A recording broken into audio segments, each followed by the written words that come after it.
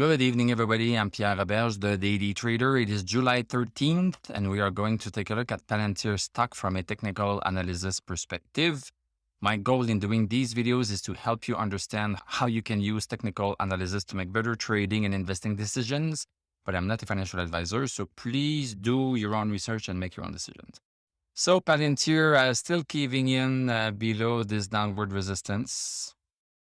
And now we are hovering just right above $9. So $9 is still the support that is in play.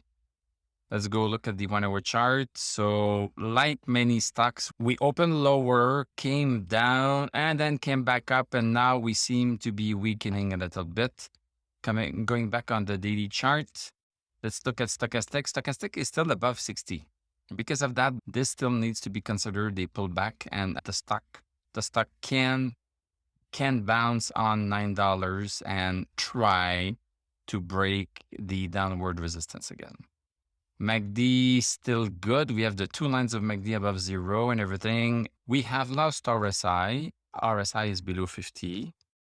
And we still have the MI. So the only thing technically that is preventing us from moving higher is this downward resistance. Let's hope that we are going to break this one for good. If we start and climbing back again here, we could break it. We could go up there. And then when we pull back down, we would be free from this downward resistance and we could be doing something like this. That would be the best case scenario. Thank you very much for watching. Thank you for liking, commenting, subscribing. If you like what I do, you can become a YouTube member. Click on my TradingView affiliate link or other affiliate links. I'm going to wish you a great evening. We are going to talk tomorrow and I'm going to tell you à la prochaine.